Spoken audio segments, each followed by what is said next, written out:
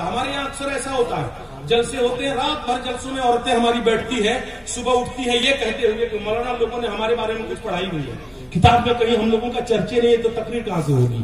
آج میں کچھ باتیں ان کو بھی کہہ دینا چاہتا ہوں، آپ اجازت دیتے ہیں؟ بولیے۔ اچھا 4-5 لوگ اجازت دے رہے ہیں، باقی لوگ اجازت نہیں دے رہے ہیں، کیونکہ وہ جان رہے ہیں کہ اگر اجازت دے دیں گے تو ادھر سے ری ایکشن ہو سکتا ہے۔ بولیے اجازت ہے؟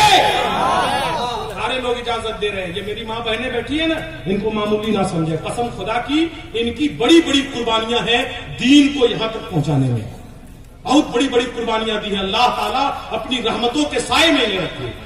انہوں نے جو قربانیاں دی ہیں فی الحال ابھی موجودہ وقت میں جو قربانیاں انہوں نے ہمارے لیے پیش کی ہے وہ مرد لوگ پیش نہیں کر سکتے تھے۔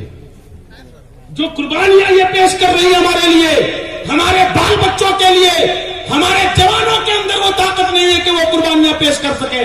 اور یہ آج کی بات نہیں ہے، زمانے کی تاریخ اٹھا کر دیکھیں، شروع سے انہوں نے بڑی بڑی قربانیاں پیش کی ہے۔ ایک نظیر اور ایک مثال پیش کرتا ہوں جس سے آپ اندازہ لگائیں کہ کتنی بڑی قربانیاں ان عورتوں نے مذہب اسلام کو فروغ دینے میں پہنچایا ہے۔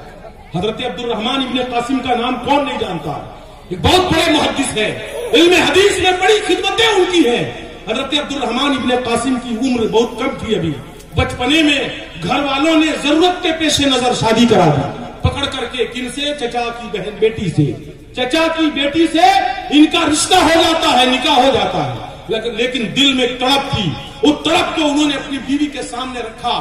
بیوی جب آئی تو سامنے انہوں نے کہا میری شریک حیات میرے دل میں تڑپ ہے، میں سوچتا ہوں تجھ سے کہوں یا نہ کہوں، آج تک میں کسی سے نہ کہہ سکا ہوں، مگر تم تو میری زندگی کا ہم سفر بن چکی ہو، تم سے تو کہنا میں مناسب سمجھتا ہوں، اجازت دو تو میں کہہ دوں۔ کہا کہیے تو صحیح۔ کہا سنو میرے دل میں بڑی تڑپ ہے، میں علم حدیث پڑھنا چاہتا ہوں، اگر تم اجازت دے دیتی ہو تو میں رسول اللہ کا حدیث پڑھنے کے لیے چلا جاؤں، نبی کے حدیث کا درس لینے کے لیے چلا جاؤں۔ ان کی بیوی خوشی سے مچل اٹھی، انہوں نے کہا یہ تو میری خوش نصیبی ہے کہ میرا شوہر علم حدیث پڑھنا چاہتا ہے، اے میرے سرتاج میں بسد خلوص آپ کو اجازت دیتی ہوں، آپ جا سکتے ہیں، لیکن زیادہ دنوں تک کے لیے نہیں، 1 سال کی چھٹی ہے۔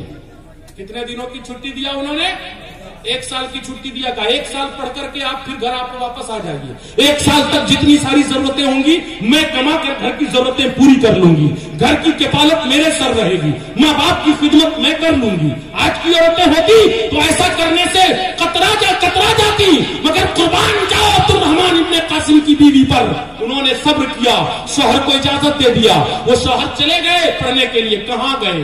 مسجد نبوی شریف میں حضرت امام مالک رضی اللہ تعالی عنہ کی درسگاہ لگتی تھی، ان کی درسگاہ میں پہنچ گئے اور پڑھنے لگے علم حدیث، پڑھتے رہے 1 سال پورا ہو گیا، 1 سال پار ہو گیا، دوسرا سال بھی گزر گیا، تیسرا سال بھی گزر گیا، 3 سال گزرنے کے بعد ان کو یاد آتا ہے کہ میری بیوی نے تو مجھے 1 سال ہی کی چھٹی دیا تھا، میں نے تو 3 سال گزار دیا۔ فوراً ایک چٹھی لکھی اور اس میں لکھا میری شریک حیات بڑا افسوس ہے، میں نے تم سے 1 سال کی چھٹی لیا تھا اور میں 3 سال گزار چکا ہوں، تب مجھے تم یاد آئی ہو۔ ایسا ہے اگر تم صبر کر سکتی ہو تو کرو، میرے علم کی پیاس ابھی تک نہیں بجھی ہے، میں اور پڑھنا چاہتا ہوں، اور اگر نہیں صبر کر سکتی ہو تو میں پوری اجازت دیتا ہوں، تم طلاق لے کر کسی سے بھی نکاح کر لو۔ یہ چٹھی جب ان کی بیوی تک پہنچتی ہے، بیوی نے پڑھا، بڑی خوشی ہوئی کہ میرے سرتاج کے علم کی پیاس ابھی تک نہیں بجھی ہے، وہ خوشی سے مچل اٹھی، مگر جب اس جملے کو انہوں نے پڑھا تو بڑا افسوس ہوا کہ وہ کہہ رہے ہیں تم مجھ سے طلاق لے کر کسی سے بھی شادی کر لو۔ جواب لکھتی ہے اے میرے شریک حیات، اے میرے تاجدار سن لیجئے، آپ نے یہ کیسے سوچ لیا کہ اس مصیبت کی گھڑی میں آپ کا ساتھ چھوڑ دوں؟ سنیے، پوری زندگی اگر آپ کو علم حدیث پڑھنے کا شوق ہے تو عبد الرحمن ابن قاسم کی بیوی پوری زندگی آپ کا انتظار کرے گی، مگر آپ کا ساتھ نہیں چھوڑے گی۔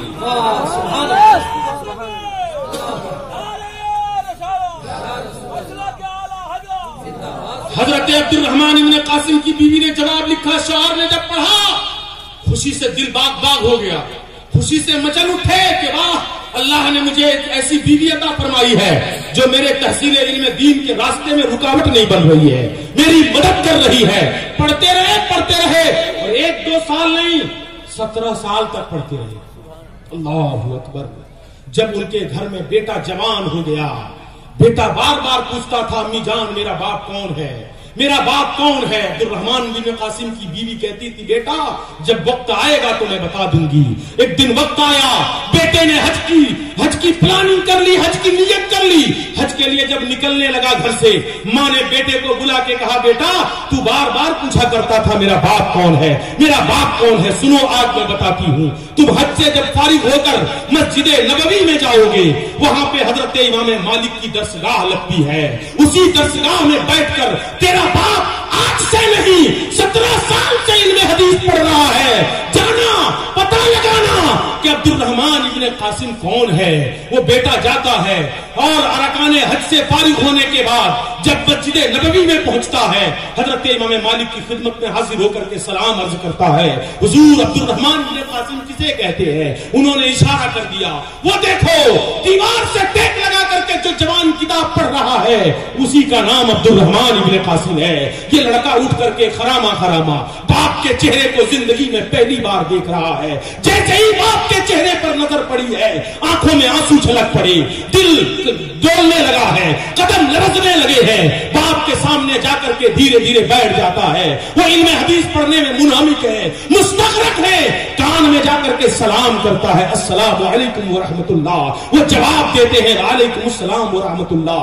कहो जवान कहां से आए हो? वो जवाब देता है, अब्बा हुजूर मैं तेरा बेटा अब्दुर्रहमान इब्ने कासिम का बेटा हूं। जैसे ही बाप ने ये सुना, आंखों में आंसू आ गए, उठकर खड़ा हो गए और बेटे को सीने लगाकर सारा कतार रोने लगे। हजरत इमाम मालिक ने कहा, ऐ अब्दुर्रहमान इब्ने कासिम क्या घर से कोई मौत की खबर आ गई है? कहा नहीं हुजूर, ये खुशी के आंसू हैं। जब मैं घर से निकला था मेरा बेटा